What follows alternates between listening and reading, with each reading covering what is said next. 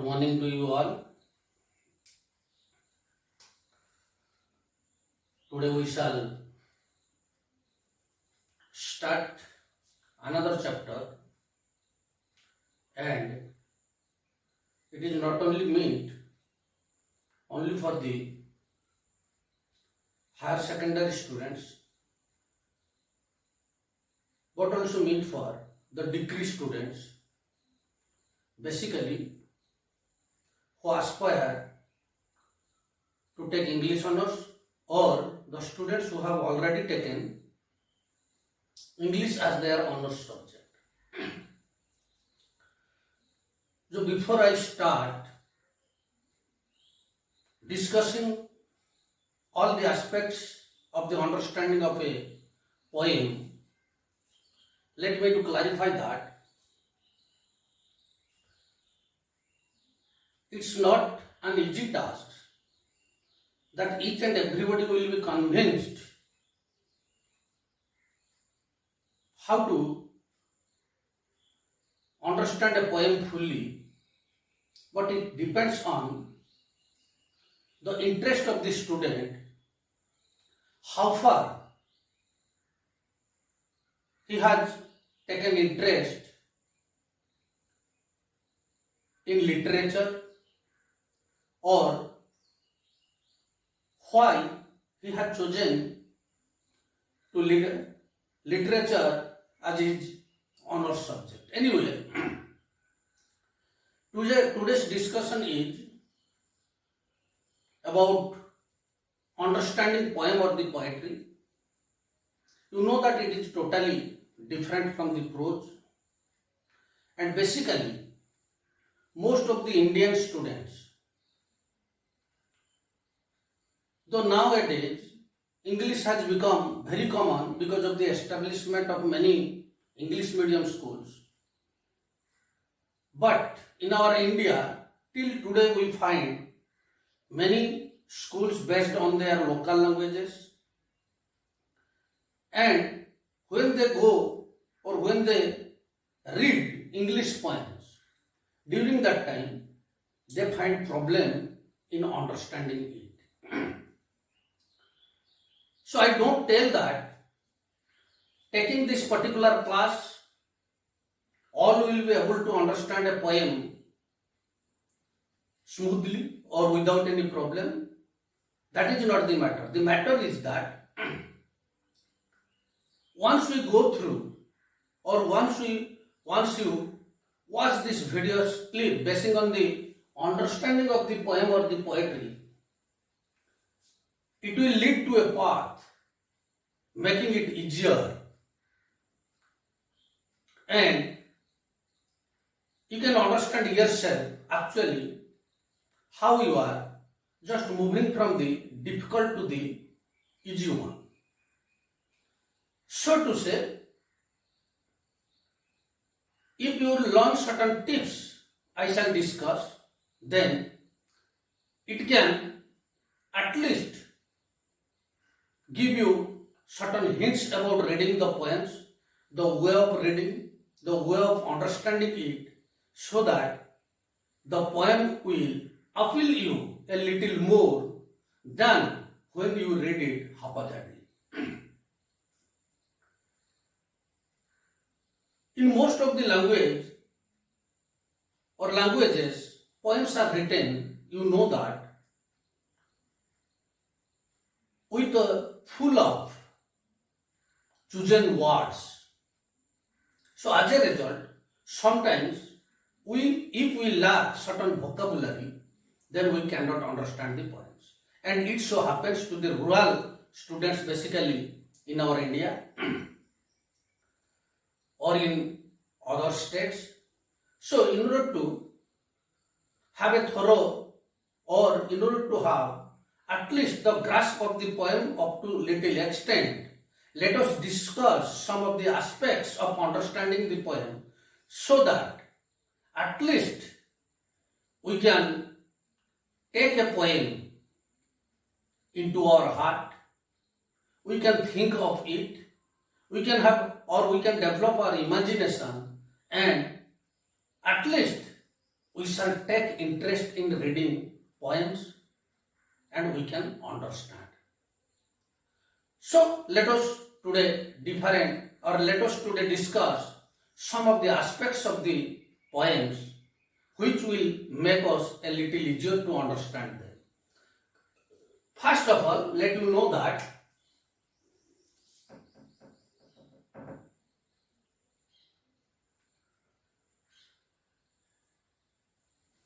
basics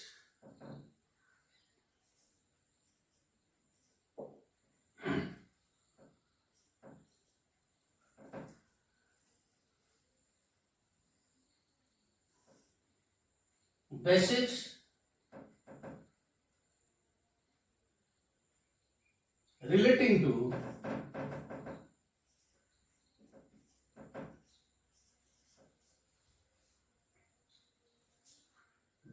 relating to a poem.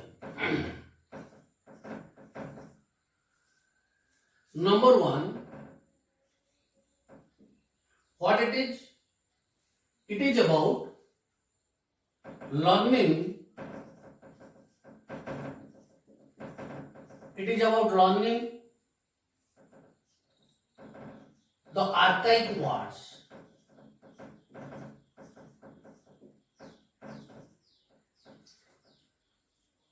Archaic words. Number two, learning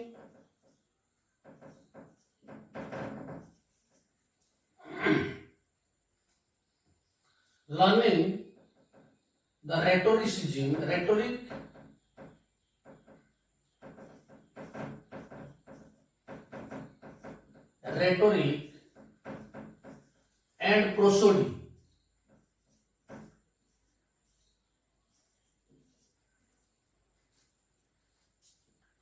Number three,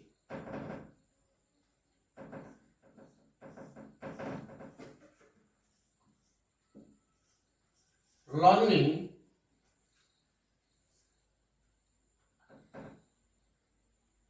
forms of poems.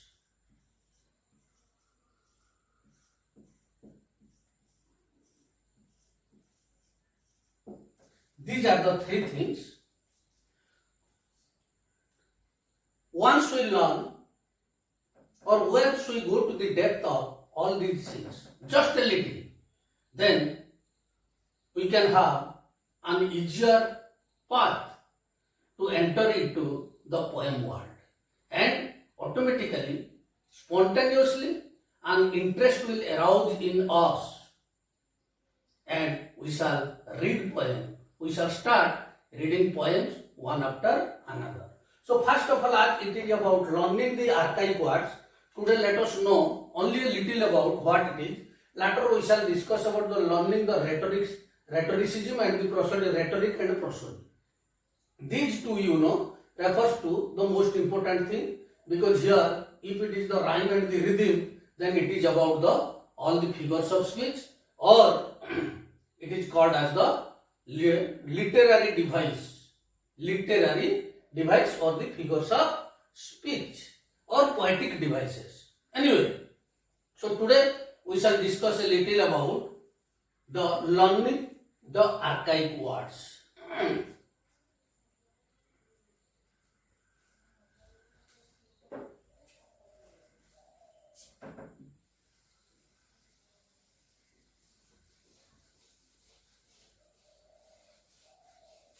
So you know that sometimes some of the poems comprise the archaic or the old words. Archaic means old. These are the old words which we are not acquainted with in each and every language. If you go or if you find the mythologies, you know that some archaic words are used or old words are used in the poems. Even in English also, if you go to medieval period, Chaucer, the father of the poetry, has written many poems using the archaic words. And basically addressing to God or the goddesses or the deities, the poets prefer to use the archaic words. These are very simple. Let you know what are the archaic words. These are the thy, thou, thee, thine, ye,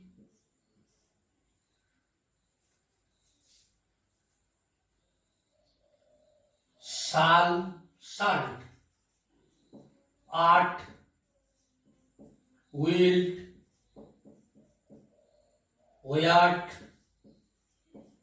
dost, doth,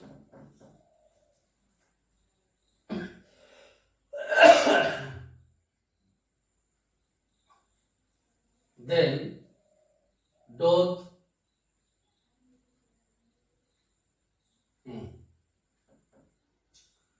it is a nigh, yawned,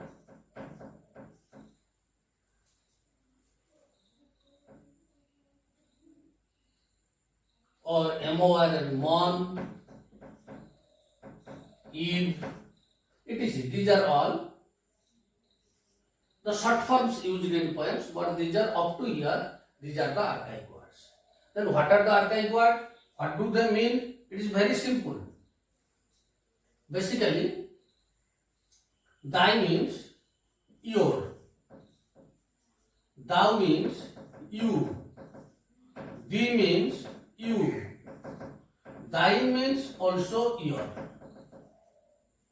and here it is, ye means also you. Shalt means it is shall, art means are, wilt means will, wert means where, dost means do,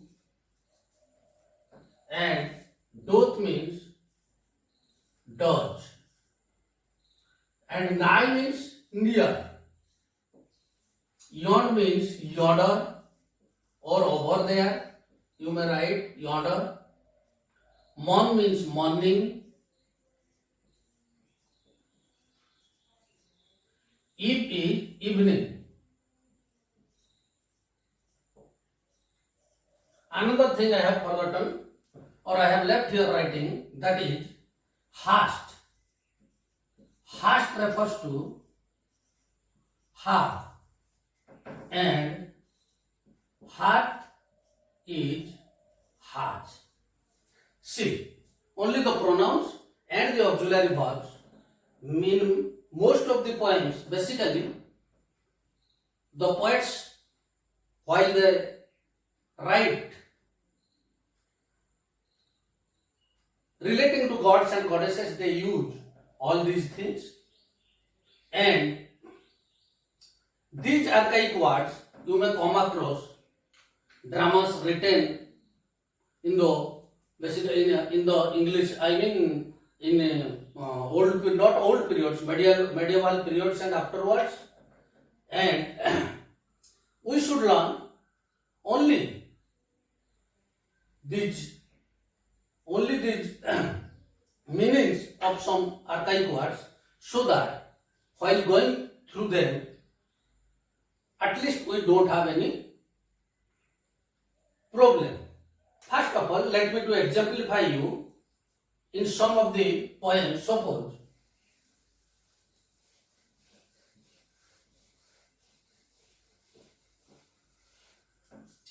a very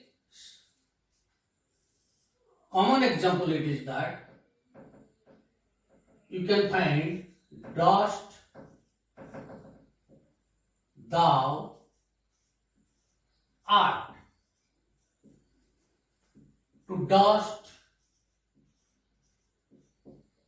returnest,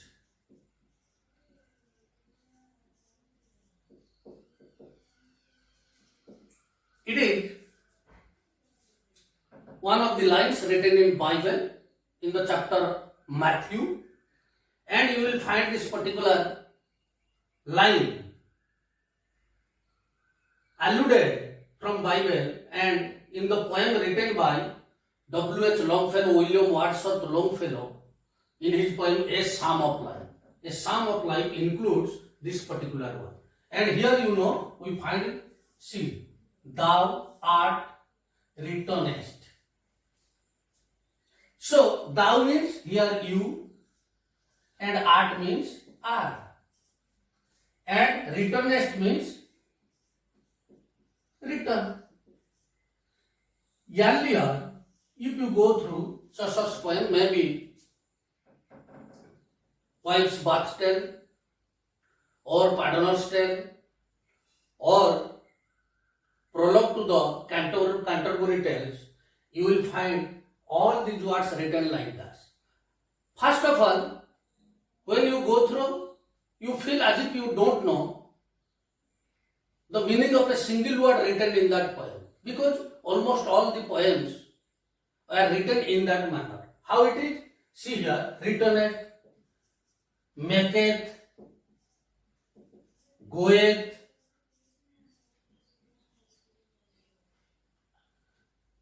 these are all very common. TH is very common.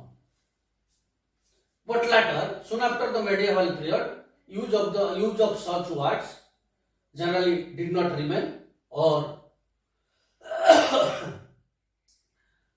there occurred a change in the use of them, and it becomes make, makes, go, goes, etc.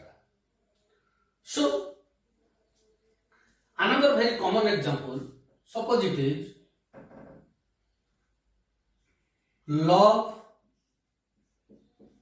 thy country as thou love yourself. Thyself, not yourself, love thyself. See, sometimes some of the students, not knowing about all these very simple archaic words, the meaning of simple archaic words, they can't understand. Thy means here, it is your, and thou means we know that it is you, and thyself means yourself. See, once we learn all those archaic words, it will be easier for us at least to understand a little about the poems, because the statement here says, love thy country as thou love thyself, because it touches our heart when it is written in the poetic manner, using or used with the archaic words. Instead of that, one can write, love your country as you love yourself. But instead of that, see, when it is spoken, love thy country as thou love thyself. So it generally what? It creates a poetic touch when such type of words are used in them. So this is all for today. In the next class, we shall discuss elaborately the other aspects, basically the rhetoric and the prosody and the forms of poems. Okay? Thank you all. Have a great day.